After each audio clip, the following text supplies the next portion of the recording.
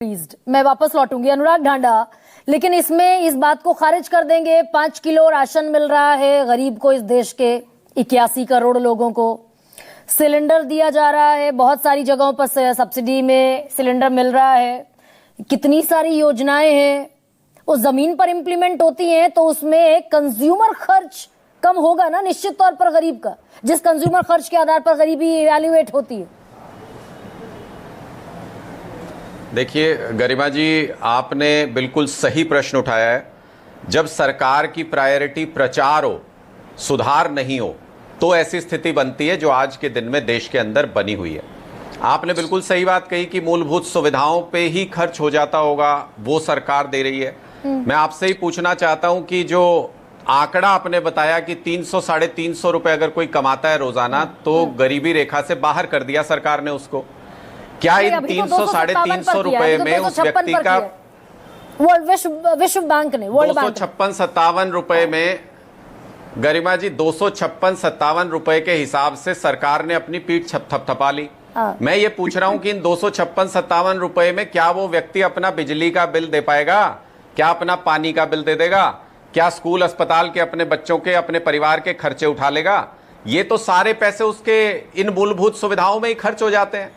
और अगर सरकार इतनी आश्वस्त है कि गरीब जो हैं वो घट करके 7-7.5 करोड़ तक रह गए हैं, तो ये 80 करोड़ लोगों को अनाज क्यों देना पड़ रहा है सरकार को, जो 90 करोड़ पहुंच गई है अब संख्या बताया जा रहा है?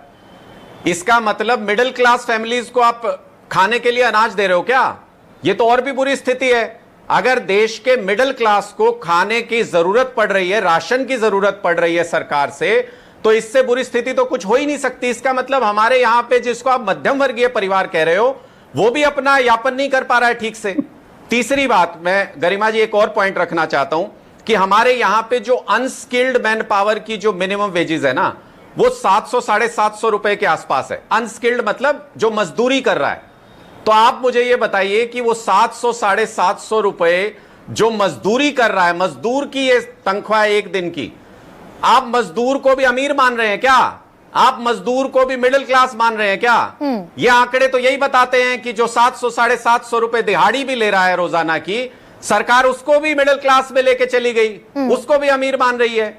जब देश के प्रधानमंत्री 150 देशों की विदेश यात्रा करेंगे और विदेश यात्रा में अपने मित्रों के लिए टेंडर जुटाएंगे, तो यही स्थिति होगी कि उनके मित्र अमीर होते चले जाएंगे और जो गरीब है वो और ज्यादा गरीब होता चला जाएगा। कहते हैं कि दिन में एक बार सरस्वती जरूर निवास करती है जिह्वा पे। गडकरी जी ने जो बोला वो उनके जिह्वा पे सरस्वती विराजमान थी, उनके मुंह से सच निकल गया, जो उनकी सरकार से अब बर्दाश्त नहीं हो पा रहा है, जो उनकी सरकार को अब समझ भी नहीं आ रहा है कि जवाब कैसे दें। आपके यहाँ प्रवक्ता ही नहीं भेजा तो कहते हैं, ये मान लेना अनुराग, सरकार इसका जवाब दे नहीं सकती। अनुराग ये मान ले कि गरीबों के नाम पर मखौली बनाए ना, वो 70 का नारा था गरीबी हटाओ, तब गरीबी नहीं हटी। आज विश्व बैंक की रिपोर्ट को मद्देनजर रखकर बता दिया सरकार ने गरीब नहीं बचे सरकारी फाइलों में। गलत बात है। तो गरीब, एक सेकेंड अतुल जी एक सेकेंड, गरीब दरअसल पॉलिटिक्स का जरिया बनेगा, मखौल का जरिया बनेगा,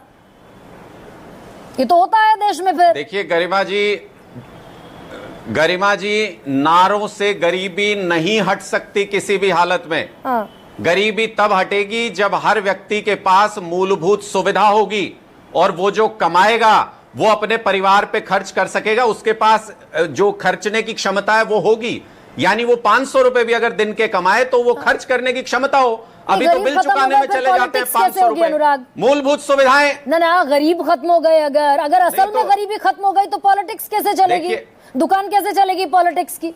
गरिमा जी, इस देश का दुर्भाग्य है कि यहां पर 75 साल तक, 7.5 दशक तक कोई भी सरकार आई हो, कोई भी पार्टी आई हो, किसी ने गरीबों को सुविधाएं देने की बात ही नहीं की। हमेशा उनको कितने रुपए मिल रहे हैं तो गरीबी रेखा से बाहर, इतने रुपए थाली के अगर वो खा पा रहा है तो गरीबी रेखा से बाहर, इन आंकड़ों में उनको बाहर और अंदर करते रहते हैं। बेचारा गरीब इसी बात के लिए लड़ रहा है कि मेरे बच्चों को तो आज तक खाना उपलब्ध नहीं, मेरे बच्चों को तो स्कूल उपलब्ध नहीं है, मेरे बच्चों को बिजली पानी उपलब्ध नहीं है, और मुझे ये मिडिल क्लास में ले जा रहे हैं गरीबी रेखा से बाहर निकाल के। तो देश का गरीब तो इस बात के लिए